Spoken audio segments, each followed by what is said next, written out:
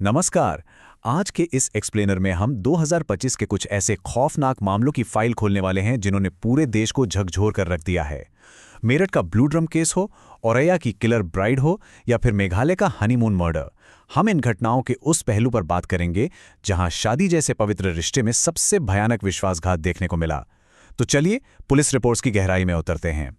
जरा सोचिए, शादी को हमारे समाज में सबसे मजबूत और पवित्र बंधन माना जाता है, लेकिन क्या हो जब यही पवित्र रिश्ता एक गहरी, पूर्व नियोजित साजिश और अपराध का अड्डा बन जाए। हाल ही में जो मामले सामने आए हैं ना, उन्होंने सच में पूरे देश में एक बड़ी बहस छेड़ दी है।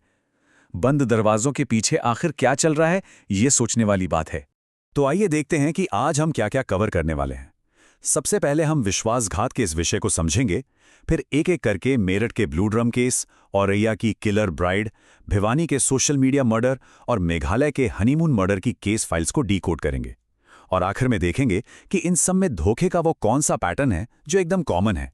तो चलिए शुरू करते हैं हमारे पहले भाग से, विश्वासघात, एक परिचय, यानी जब सबसे करीबी इंसान ही भरोसा तोड़ दे। अब सीधे चलते हैं हमारी पहली केस फाइल की तरफ। भाग 2, मेरठ का ब्लू ड्रम केस, एक ऐसी खोज जिसने सबके रोंगटे खड़े कर दिए। इस केस के जो डिटेल्स पुलिस ने शेयर किए हैं वो सच में विचलित करने वाले हैं। 32 साल के x merchant navy officer Saurabh Rajput. Police जांच के मुताबिक 4 मार्च को सौरभ की पत्नी मुस्कान और उसके प्रेमी साहिल ने मिलकर उन्हें मौत के घाट उतार दिया। तरीका इतना भयानक था कि पहले उन्हें नशा दिया गया, फिर कसाई के चाकू से कई वार करके गला रेत दिया गया, और सबूत मिटाने के लिए शव के 15 टुकड़े करके मेरठ के ही उनके घर में एक नीले ड्रम में सीमेंट से सील कर दिया गया। ये ड्रम 19 मार्च को बरामद हुआ था। लेकिन इस पूरे मामले में जो सबसे ज्यादा दिल दहलाने वाली बात है वो ये कि इस जुर्म का खुलासा कैसे हुआ। पापा ड्रम में हैं, ये शब्द थे पीड़ित की 6 साल की मासूम बेटी के, जो उसने अपनी दादी से कहे थे। बस इसी एक लाइन ने पुलिस को इस खौफनाक सच्चाई तक पहुंचाया। सोचिए, ऐसे मामलों में बच्चे अनजाने में किस भयानक आघात से गुजरते हैं। फिलहाल इस केस का स्टेटस यह है कि पुलिस ने दोनों आरोपियों को पकड़ लिया है और वो मेरठ जेल में न्यायिक हिरासत में हैं।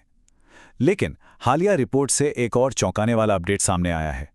आरोपी मुस्कान का प्रेगनेंसी टेस्ट पॉजिटिव पाया गया है। जाहिर सी बात है, ये तथ्य इस कानूनी मामले की जटिलताओं को और भी ज्यादा बढ़ा देता है। आगे बढ़ते हैं भाग 3 की ओर, औरैया की किलर ब्राइड, जहां धोखा पहले ही दिन से शुरू हो गया था। जरा इस केस की टाइमलाइन पर गौर कीजिए। 5 मार्च को 25 साल के दिलीप यादव और प्रगति यादव की शादी होती है। पुलिस जांच बताती है कि शादी के कुछ ही दिनों के भीतर प्रगति ने अपने प्रेमी अनुराग के साथ मिलकर अपने पति की हत्या की साजिश रच डाली।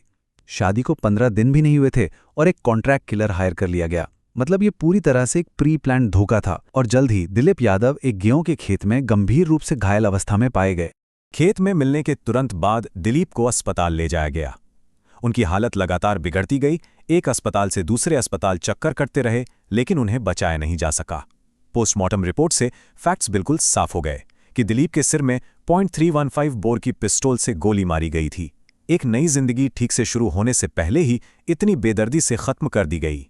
अब आते हैं हमारी चौथी केस फाइल पर, भाग 4, भिवानी का सोशल मीडिया मर्डर, जहां एक बहस का अंजाम बेहद जानलेवा साबित हुआ।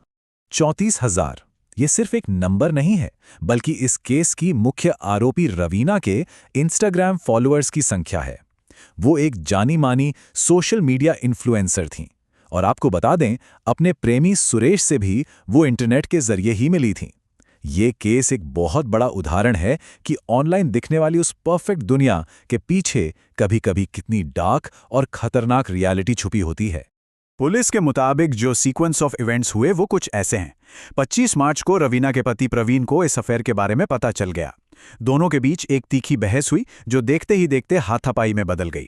आरोप है कि रवीना ने अपने ही दुपट्टे से प्रवीण का गला घोट दिया। इसके बाद का खौफनाक मंजर सीसीटीवी में रिकॉर्ड हो गया, जहां आरोपी शव को बाइक पर अपने बीच में बैठा कर ले जाते हुए और फिर नाले में फेंकते हुए नजर आए।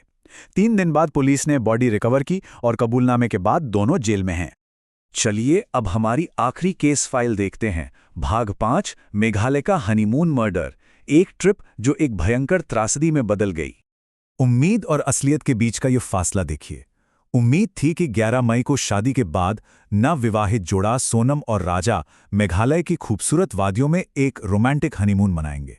लेकिन असलियत असलियत ये थी कि 2 जून को पूर्वी खासी हिल्स जिले की एक गहरी खाई से राजा का सड़ता हुआ शव बरामद हुआ।